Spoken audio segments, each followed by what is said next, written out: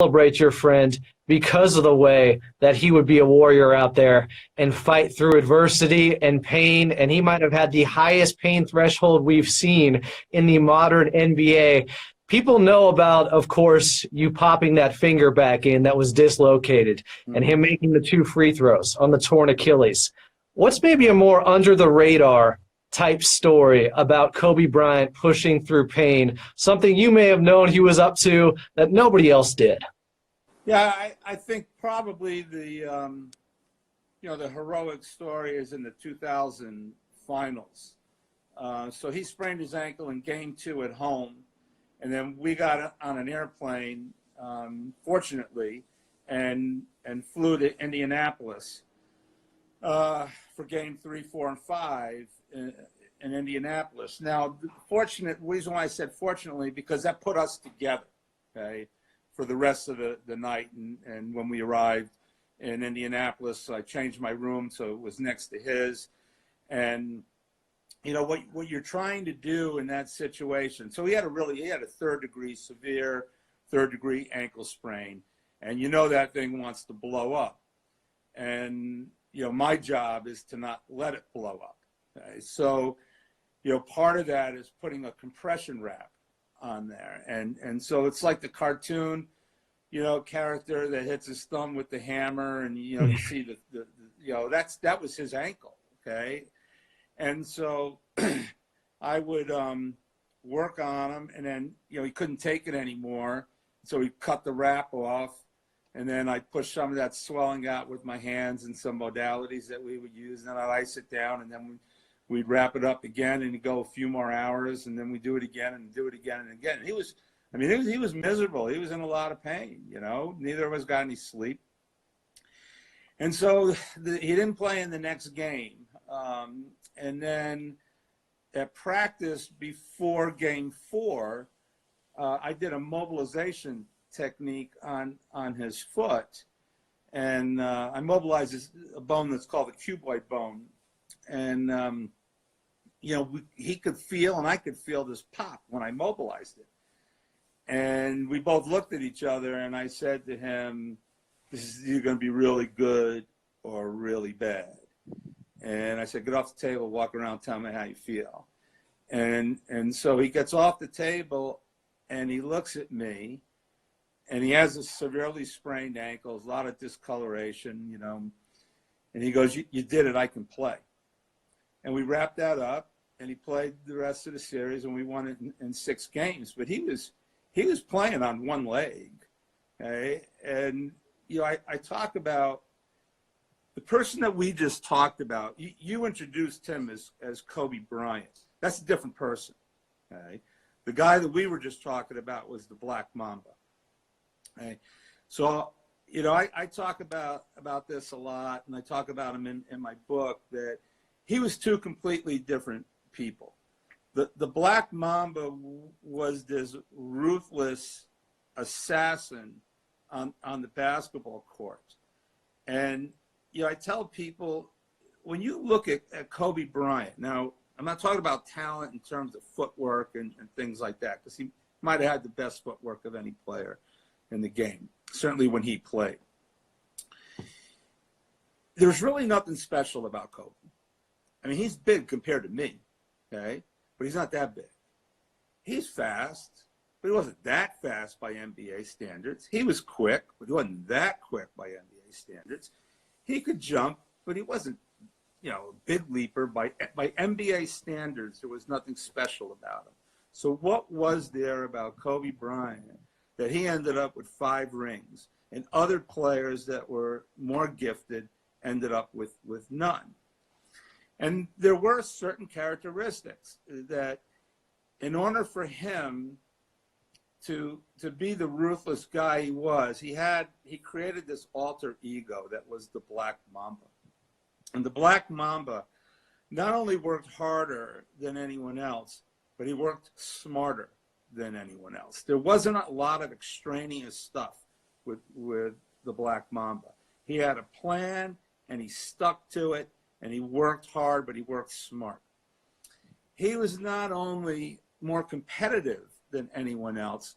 If he lost, he used the loss to come back better, and learn from the mistakes that came with the loss. And we used to talk about it all the time, that you learn more from your failures than your successes. A lot of times you win the game on a lucky shot, and it's swept under the carpet. But if you lost the game, okay, now all of a sudden, why did we lose? And so he was that kind of guy. He was intellectually brilliant, not just at basketball, but whatever he did. He researched things. Even coaching Gigi in the end. Now, here's a guy that knows more about basketball than anybody, but when he was going to coach these 14-year-old girls, he was calling WNBA players. He was calling up the coach at University of Connecticut women's team and saying, hey, what kind of defensive drills do you guys do? He was that type of a person. And in terms of toughness, which is where you started this conversation, and in that series against Indianapolis in 2000, somehow Kobe was able to convince himself that he could do it. He took the words can't and won't out of his lexicon, and he replaced those words with can and will. When he ruptured his Achilles tendon, this is going to blow your mind if you don't know this story. I get out there, I saw it, I figured that's what it was. He told me a couple things. He said, it felt like somebody kicked me in the back of the leg. I turned around, there was nobody there. That's the telltale sign of an Achilles tendon rupture. And I said, well, it sounds like you ruptured your Achilles. He goes, yeah, I think I did. He said, I tried to pull it back down. I don't even know what that means. It's not like it rolls up your leg. And I said, well, it doesn't really work that way. He goes, well, I tried to walk on my heel to see if maybe I could run on my heel. And I said, it doesn't work that way either. And he said, well, can you go in the back and maybe tape it up and I can play? I said, no, it's not going to work either. I said, but what I'll let you do is I'll let you shoot the free throws. He said, because if you can't shoot them, okay, the Warriors, Mark Jackson was coaching the Warriors at that time, they're going to pick the worst free throw shooter on our bench. And we're trying to make the playoffs, right? I said, and here's how it works. I'll let you shoot the free throws. Make or miss on the second free throw, we're going to foul. Stop the game, and then I'll pull you out of the game. Now, we didn't talk about walking off the floor, but that's what he chose to do. And I'm pretty sure that was a shot at Paul Pierce in the playoffs when, Paul was taken off in a wheelchair and writhing in pain, and then came out and kicked our butt in the rest of the game. So, that was the Black Mamba. Now, Kobe Bryant, the other guy, is one of the sweetest people you would ever meet in your life, especially around children, my children, his children, my goddaughter, Make-A-Wish kids.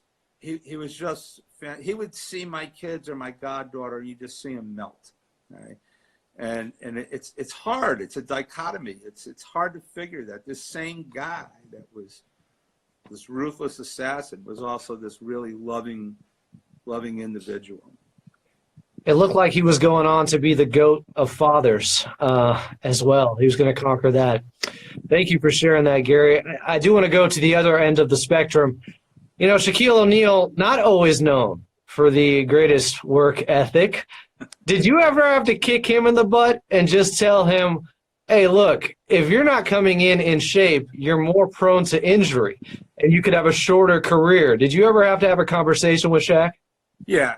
Shaq and I fought all the time. I mean, that's not a secret. I write a whole chapter in the book about it. There was even a period of time where he was so mad at me, he wouldn't talk to me. Okay, but he had to talk to me to find out what was going on. So he would talk to other people that were near me, so I could hear him. But I would talk to him, and then it got even worse, where he started answering me on a dry erase board. But I felt that Shaq needed to practice for a couple of reasons. One, he needed to stay in shape, okay, keep his weight down. And two, he was so big that Shaq changed the game in terms of the spacing on the floor. And so if he didn't practice, because he never wanted to practice, right? If he didn't practice, then whatever you're practicing isn't going to happen in the game when he's in the game. And so you play the way you practice. And so we used to have that argument. And, he would say, well, what do you know? You never played. But, at the same time, you got to understand the mentality of a big man. Little guys love the game of basketball. You can give them a ball, put them in the gym all by themselves, and they'll entertain themselves. They'll make believe they're Kobe Bryant making the last shot, But a big guy, what's he going to do? He's going to go under the basket, left-hand hook, right-hand hook, left-hand hook, right-hand hook. There's only so many times you can do the Mikan drill. And so most of the big men that I know, they may like competition. They might like to play in the game, but they don't want to practice, okay, because it's boring to them. And I think that had a lot to do with Shaq. Now, one of the issues that we had was I felt that he could be the GOAT. He could be the greatest big man of all time. And the problem with that is I wanted that more than he wanted it for himself. And that's a problem, isn't it? When you want something, more than the other person wants it for themselves. But what I learned later in life, that wasn't as important to Shaq as what was really important to him was he wanted to be a good mentor for young people to follow their dreams. And after we both retired, he was given a humanitarian award, and I was there. And we talked about that. And I realized that those dreams were my dreams, not his.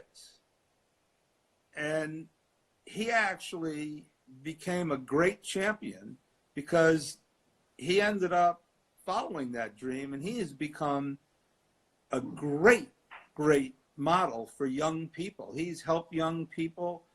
And I absolutely love Shaquille O'Neal.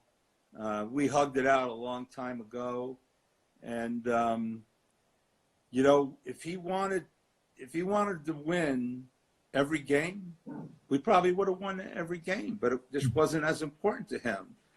But he really became the best at it. And for that, you have to give him credit. He's a great humanitarian. The book is called 32 Years of Titles and Tears from the Best Seat in the House. Our guest here on AM 570's IG Live series is the great Gary Vitti. Gary, you're in a unique position to answer this next question because after The Last Dance came out, it sparked a lot of arguments about different eras and if guys were tougher back in the 80s and the 90s. And you've treated all these players for 32 years up until 2016. Did you notice a difference in pain tolerance of the new modern player versus a guy from the 80s or the 90s? Yeah, that's a tough question. Not everybody. There's some tough guys. I mean, Meta World Peace, one of the toughest guys I've ever been around. Caron Butler. Okay? I mean, there was a lot of tough guys, in the 90s, and there were some guys that were soft in the 80s. So, probably balances itself out in terms of individual toughness. But the game changed, and it didn't require the toughness that was required in the 80s. There's nobody that plays in the low post anymore with their back to the basket. You don't have guys like Rick Mahorn and Lambier and McHale and Parrish and Larry Bird beating on you, bumping you, grabbing you. There was hand checking. You didn't go where you wanted to go. You went where the defense pushed you. And so the game was different and required an amount of toughness that isn't required today. If they change the rules of the game, I'm sure that the players would adapt to it and play, tougher, more physical. I don't know if tougher is the right word, more physical. Okay. I don't know if that answers your question, but that's my feeling about it. Let me get more specific. Who is the toughest player or the most physical player on the Showtime era Lakers? Wow. So we had a few guys. I mean, Rambis was tough. Mitch Kupchak was a tough guy. AC Green. I mean, AC Green played 1,192 consecutive games. So he came in as a rookie in the 1985-86 season. His second year, he tore a ligament in his thumb in a preseason game against the Phoenix Suns in Albuquerque, New Mexico, at the University of New Mexico. We were playing there. He missed, I want to say, 2 or 3. This was in the preseason. So he missed 2 or 3 games of the regular season and then never missed another game throughout his 16-year career. 1,192 consecutive games. That's an Iron Man record that still stands today. And so, that you have to be tough to do that. Kareem was a tough guy, and one of the most intelligent men that's ever walked the planet, as far as I'm concerned. And other than the Kent Benson punch, Kareem was really wise. I think he learned from that on his toughness. That if you played dirty to Kareem, he was going to retaliate. Maybe not at that moment. It might be the next quarter. It might be 2 quarters later, but he put a target on your back, and he was going to make sure that you understood he was Kareem Abdul-Jabbar. We had Maurice Lucas, for a year. That was the 85-86 season, and so he was known as a bruiser. So yeah, we had I had a whole bunch of tough guys. Meta World Peace is tough. Caron Butler is a tough man. I mean, Tough juice, they call him. Yeah. One more for you here, Gary. And speaking to the Showtime era with the Lakers, there's a pretty famous picture of you treating Magic Johnson courtside. Did you know in that moment the controversy that could be attributed to what you were doing without gloves and the way it would shape people's opinions eventually when it came to HIV and AIDS? Yeah, I write, a whole chapter about that basically. So to bring everybody up to speed, so Magic retires because of HIV, but then as he learns more about the disease, he realizes that he can play. And I give David Stern a tremendous amount of credit on how he handled the whole HIV situation, because David educated himself and everybody in the league, from the top on down to the bottom, from ownership down to the ball boys. And Magic went to David and said, I want to play in the All-Star game. Now you have guys like Mark Price and Karl Malone saying, that they don't want to play with him. That puts David in a really tough spot, because if you don't let him play, I mean, is that a violation of his civil liberties? Lawsuits can come up. If you do let him play, do you lose sponsorship? Okay. Because of the controversy about HIV at the time, that it was thought of as a gay disease.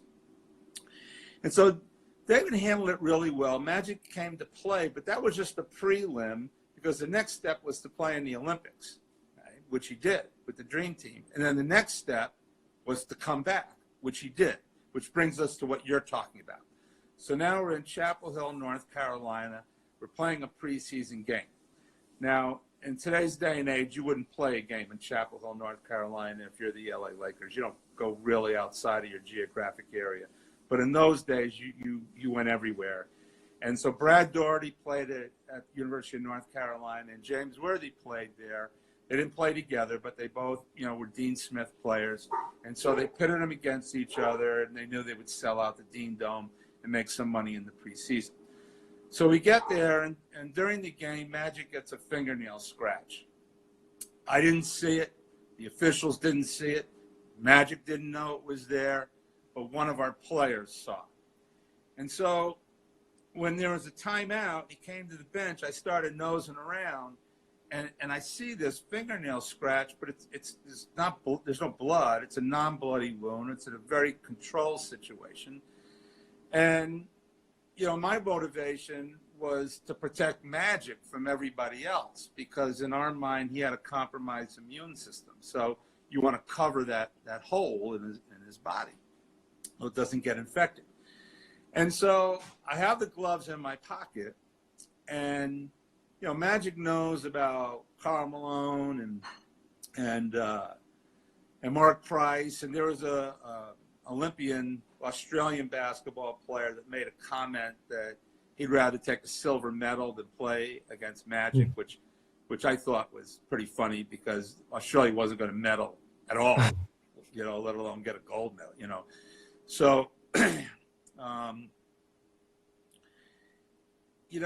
looked up, and what Magic didn't know was his teammates were coming to me privately and saying, "Are you sure it's okay? Because these guys are going to play. Carl's going to play with a few games a year against them. I got to practice with him every day." And I'm going, "Listen, man, you can't get it that way." Okay, so now I'm telling him that. Now he's got this non-bloody wound in a controlled situation. I'm going to put gloves on? I mean, that's a mixed message. And I really wasn't willing to do that. When I looked up and I saw that camera dead on me and all eyes were upon me, I chose not to do it. It probably would have blown over, except the same thing that I saw, Magic saw. He saw the look in everyone's eye, and he felt like he was hurting the game, and he decided to retire again. Now, once again, if he didn't retire, it probably would have blown over. But once he retired, now his picture's on the front page of every newspaper in the world, but he's not the only one there. I'm there with him, and the headline in the story is that I treated him, known HIV-positive player, without gloves. And so then, things got really wild after that, where OSHA, the Occupational Safety and Health Administration, got involved, and there was a big investigation and all sorts of stuff. And it ended up working itself out. I mean, he's going to outlive us all. He looks great, and Adam Silver, God bless him, when I retired, he wrote me a beautiful letter, and he mentioned that in the letter about how I helped remove the stigma that was associated